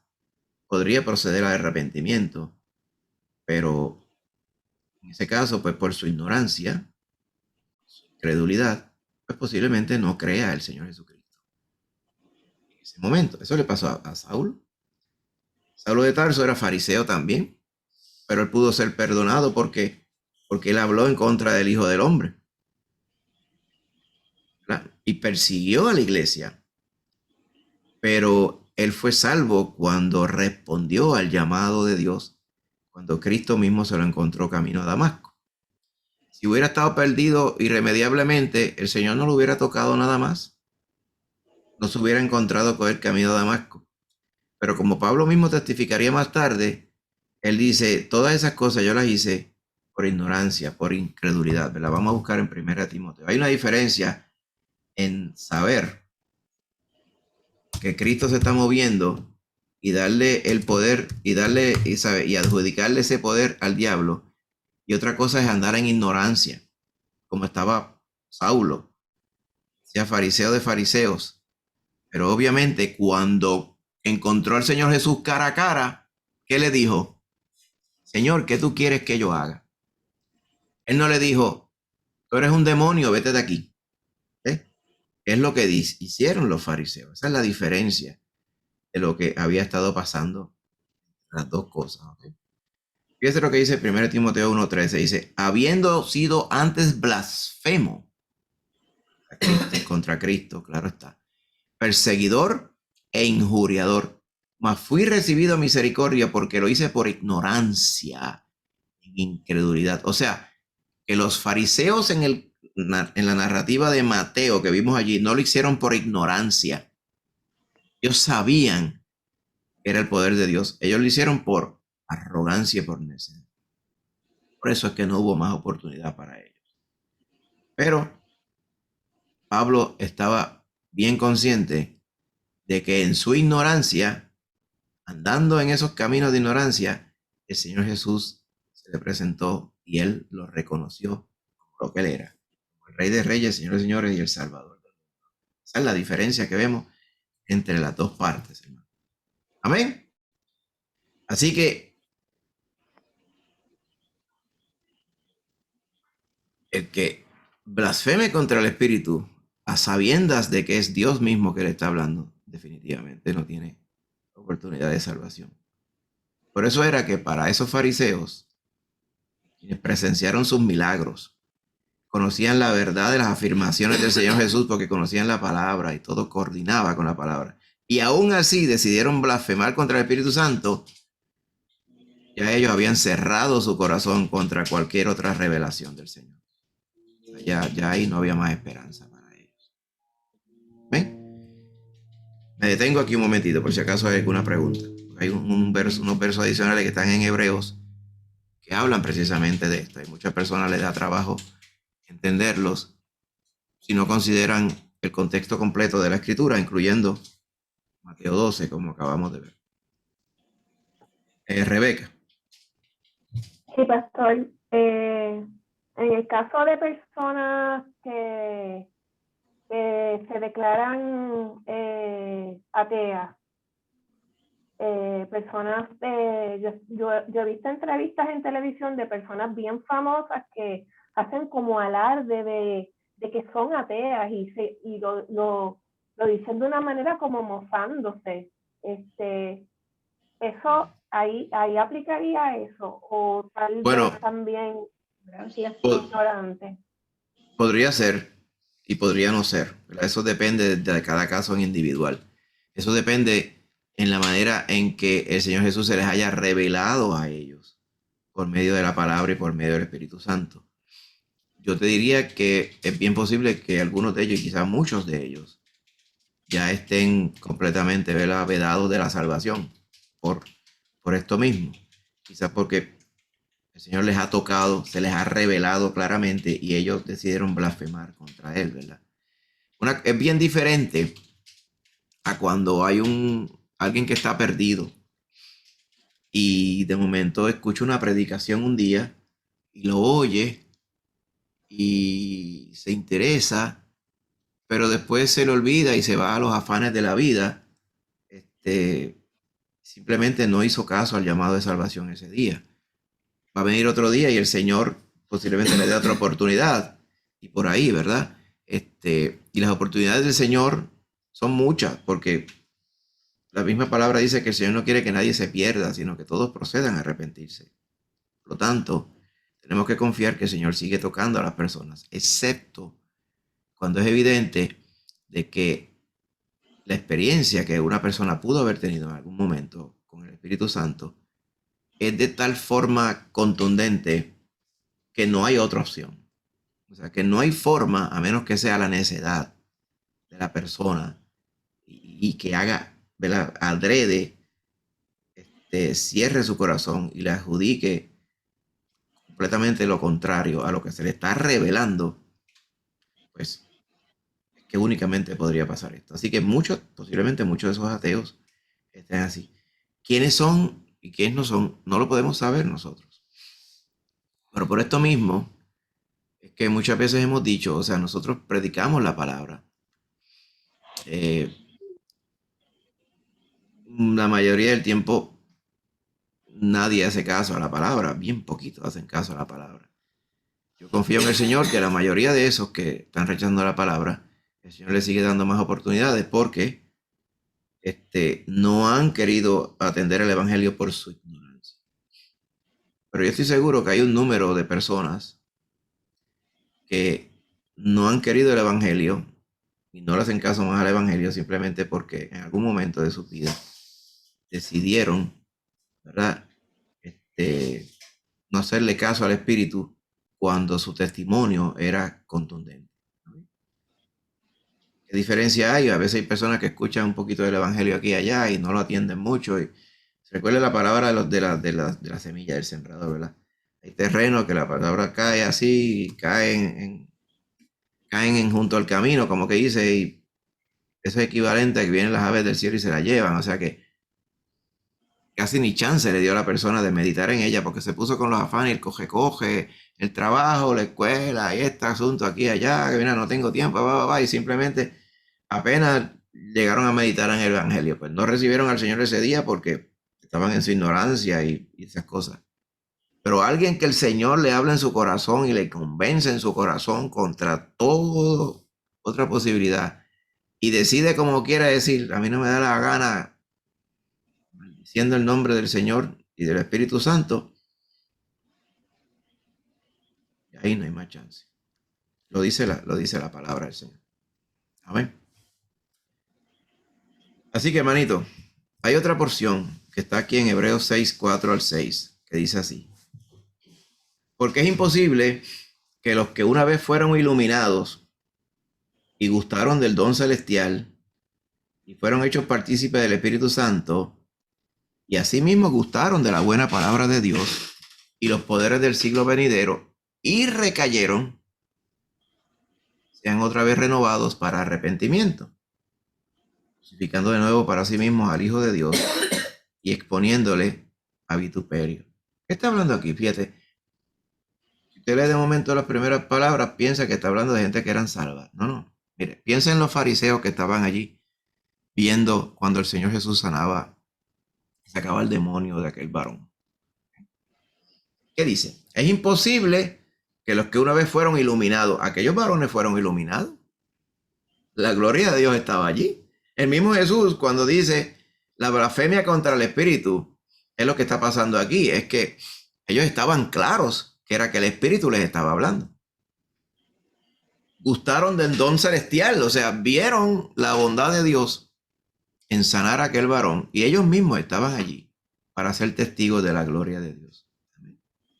Fueron hechos partícipes del Espíritu Santo, pues claro, vieron la obra del Espíritu Santo allí en su cara, literalmente. Gustaron de la buena palabra de Dios, o sea, oyeron al Señor Jesucristo predicando también. Y fueron testigos de los poderes del siglo venidero, como quien dice, este es el gran poder de Dios de verdad.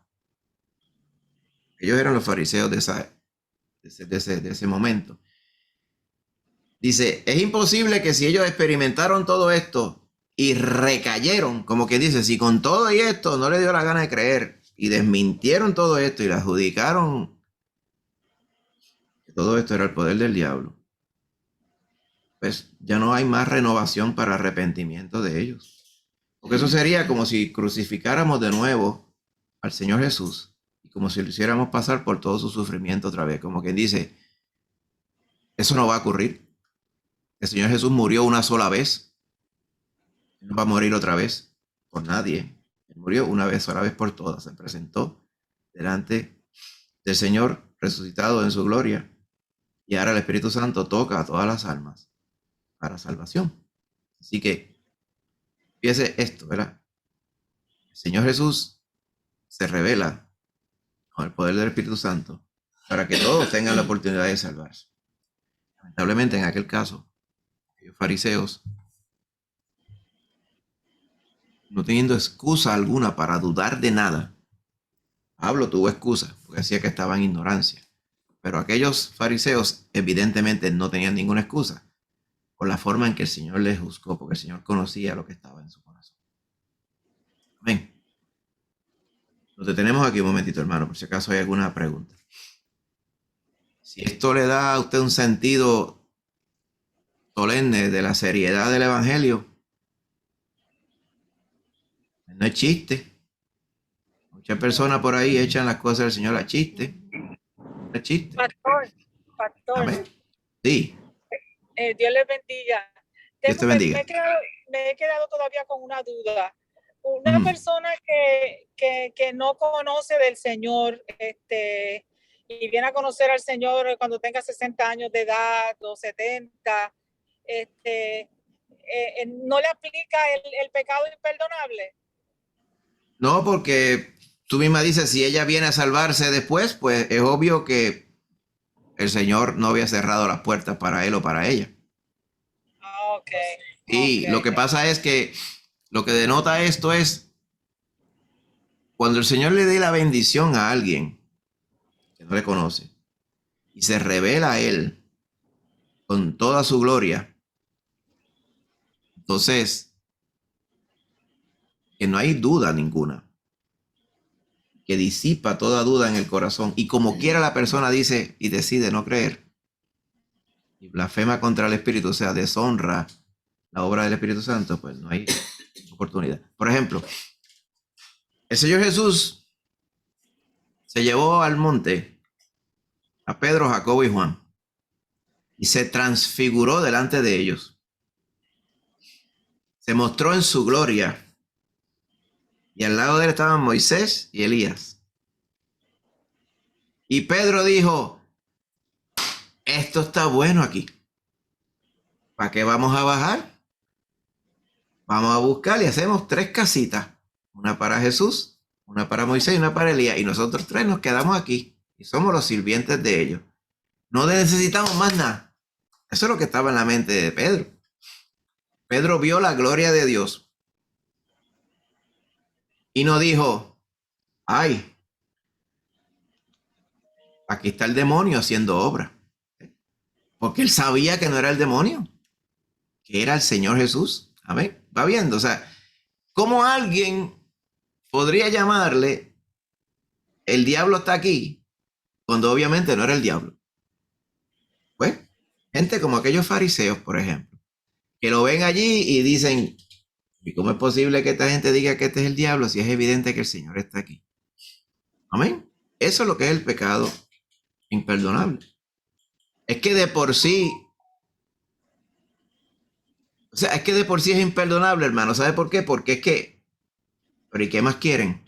O sea, ¿qué más va a poder hacer el Señor? Revelarse en su gloria completa. Si la persona no cree, cuando el Señor se revela inequívocamente a su corazón, pues ¿qué más va a hacer el Señor para salvarlo? Viendo. Lo que quiero decir con esto es que muchos de nosotros, el Señor no se lo reveló necesariamente así en toda su gloria y en todo su poder. Y como quiera hicimos caso al Evangelio. Amén. Por eso que el Señor decía, bienaventurados los que no vieron y creyeron. Porque estos varones vieron, pero no creyeron. ¿Ve usted cómo es? La cosa al revés. Esa es la bendición que tenemos nosotros. En el nombre de Jesús, ¿verdad? Esa es la misericordia. Por eso es que cada vez le damos todos los días gracias al Señor por la salvación. Amén. Porque estando perdidos en nuestra ignorancia, cuando el Señor se nos reveló, en un momento dado creímos en Él para salvación. Amén. Esa es la gloria de Dios. ¿Conteste con esto tu pregunta, Angie? Sí, gracias, Amén. gracias. Muy Amén. bueno, muy bueno, muy bueno. Gracias. Gloria a Dios, qué bueno. A la orden. Pues hermanitos, yo entiendo que con esto llegamos al final, ¿sí? Llegamos al final de estas preguntas y respuestas. Así que más adelante el vídeo va a estar puesto en YouTube, ¿verdad? Durante la noche. Por si acaso quisiera escuchar nuevamente. Si usted interesa esta diapositiva, yo se la puedo hacer llegar también. Vamos a decir el PowerPoint, como dice, o el PDF. Se lo puedo hacer llegar también para que lo tenga de referencia. La próxima ocasión, durante el mes de diciembre, ¿verdad? Pondremos una fecha para tener el 11º foro. El tema muy seguramente será el tema sobre la masonería, sobre los, ¿cómo decían aquellos? Como decía Pedro Picapiedra, los búfalos mojados, ¿tú te acuerdas? Esto se tiene que acordar de esto. Los búfalos mojados, y se ponían como un gojo así con unos cuernos. Eso era una logia que ellos tenían. Y uno se lo echaba chistes. ¡Ja, ja! Míralo ahí está Pablo Mármol y Pedro Picapiedra y yo no sé cuántos otros más. Pero eso era una glorificación de la masonería. Entonces por aquí de momento uno oye sobre los old fellows, o sea, los viejos amigos. En español le dicen los orfelos. Usted tiene que haber escuchado eso también. fulano es de los Orfelos y también es de la iglesia y va a la logia Sol Naciente número 10. Está completo.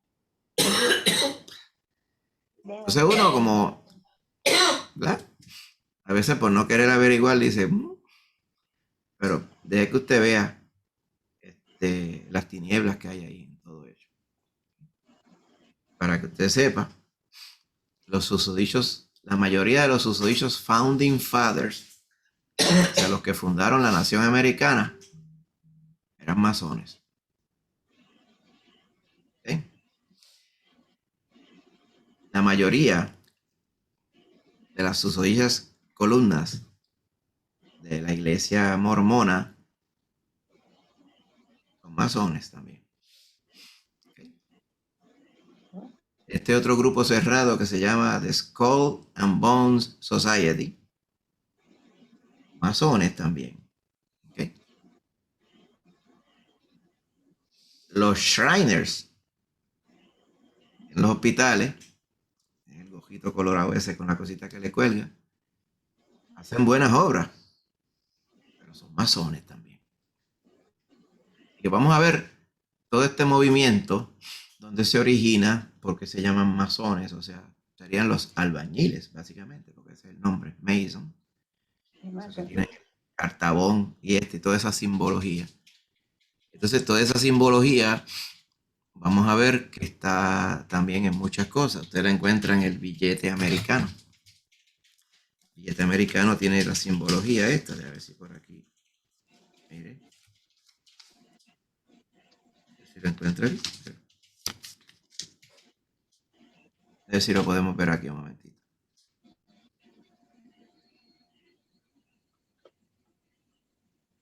¿Lo ve ahí? ¿Es la pirámide? El ojo que todo lo ve, déjame ver si lo puedo visualizar aquí.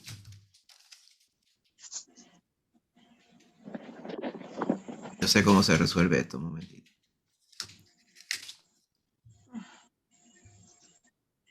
Mira. Segundito. Ahora me vaya. Lo ve ahí, ¿verdad? Ajá. Sí, Ve ahí. sí, se ve. El ojo que todo lo ve. Y abajo dice Novum Ordum Seculorum. ¿Qué quiere decir? Nuevo orden mundial. ¿Te suena eso a algo? Es un símbolo masón. La pirámide con el ojo que todo lo ve. Sin embargo, aquí dice, en Dios confiamos. Esto no tiene nada que ver con Dios. Aquí. Tiene un águila bien bonita acá. Vamos a ver toda esta simbología que está aquí en el billete este. En realidad en quien confían es en este que está aquí. Ese sí. Ese que está ahí. Así que todo eso lo vamos a ver cuando terminemos este estudio, ¿verdad? Para poder conocer sobre estas cosas. ¿Okay? Están ahí escondidas a simple vista, por así decirlo. ¿Ok? Así que ese será el contexto, hermano, de la próxima ocasión. Dios mediante. ¿Amén? En el nombre de Jesús. La masonería. Les animo a que escriban sus preguntas. Que me las hagan llegar. Preguntas adicionales para irlas poniendo, irlas manteniendo ya en récord para los foros subsiguientes. Amén. Pastor, Gloria a Dios, hermanito. Sí. Pastor, Sí. que antes yo oí hablar de los Rosacruces. ¿Esos son mormones también? Rosacruces, o es un disparate. No, los Rosacruces. Los Rosacruces Es otra cosa. es otra orden, es otro grupo. Okay. A ver este varón. René Descartes. Esto lo recordamos de ellos en la historia también, de la filosofía, ¿verdad? Pues René Descartes fundó una sociedad secreta que proferían Matemático. tener los gnósticos. Básicamente es una resucitación de los gnósticos del tiempo de Juan y de Pablo de aquellos tiempos. ¿Ok? Un conocimiento secreto, una sociedad secreta donde ellos con unos ritos secretos y ciertas cosas pues extraían, decían ellos, de la Biblia un conocimiento que solamente ellos podían sacar. Y su simbología era una cruz de plata con una rosa en el centro, ahí donde se cruzan las dos patitas, una rosita. Yo me acuerdo cuando yo estudiaba, había un muchacho que decía, estaba así, como que nunca estaba en su juicio cabal, decía, te voy a decir una cosa, Ortega, yo soy del universo, decía. Y yo decía, ay, mi madre. Yo me acuerdo como ahora, me acuerdo entrando para un salón hace muchísimos años, yo soy del universo y yo decía, este muchacho no está bien. Y cuando yo no lo conocía mucho, entonces él tenía la cruz, esa que yo te dije. Y después me dio curiosidad y me puse a averiguar. Yo dije, ay, bendito, este muchacho está bien, bien, bien perdido. Rosacruces. Okay. Así que vamos primero con ¿verdad? ¿Cómo se llama? Con los masones y después me envía entonces sus próximos tópicos, hermanito. Bueno, hermano querido, en el nombre de Jesús, hasta aquí nos ha ayudado el Señor. Así que vamos a ir, ¿verdad? A una oración en el nombre de Jesús. Y entonces, con esto seremos despedidos. Ah, espérate, déjame ponerla aquí para que vean. Estoy aquí. Lorian está aquí también, mira. Mírala ahí. Estaba aquí al lado. Es que no estaba conectada con él porque estoy en el mismo cuarto. Pero se oía. Lo siento. Se oía yo tosiendo, sí. Me mató este catajito, pero pues con la ayuda del Señor. Mañana las espero a las hermanitas. Amén. A las 10 en la iglesia, si Dios lo permite. Amén, si Dios quiere. Ahí vamos. Pues, hermanito, mire, vamos a orar. Y con ello, al orar, terminar de orar, apagamos la grabación. Y entonces nos tiramos la foto de recuerdo. ¿Ok? Así que prepare ahí su mejor vista. Y nos tiramos la foto ya mismo, así. Vamos a orar primero. Señor y Padre Santo, ahora te damos gracias en esta noche. Gracias por toda tu bendición y tu misericordia con nosotros. Gracias, Padre, por ser bueno. Ahora, Padre, te pedimos, Señor, que bendigas el resto, Señor, de nuestra noche. Y bendiga, Señor, este ratito que pasamos aquí en tu palabra, los hermanos en armonía, yendo, Señor, a través de estas preguntas específicas. Ayúdanos, Señor, a poder, Señor, agradecer y creer y a disfrutar tu palabra en nuestro corazón. Que tu Espíritu Santo siempre nos guíe a través de ella, mi Señor Jesús. Ayúdanos también, Señor, el resto de este día y por la mañana llámanos a todas las damas, Señor, allá a reunirse en el templo para ser edificadas también. Padre, y el domingo que estemos todos allá en tu casa también para gozarnos y edificarnos en tu palabra. Bendícenos, Señor, ahora. Gracias, Señor, por todo. Te pedimos que bendigas también a los que eventualmente más adelante estarían yendo a través de este estudio cuando esté grabado. Gracias te damos, Señor. Lo pedimos todo en el nombre de Jesús. Amén. Amén. Gloria a Dios, hermanito. Así que voy a hacer algo aquí. Déjeme detener la grabación un segundo.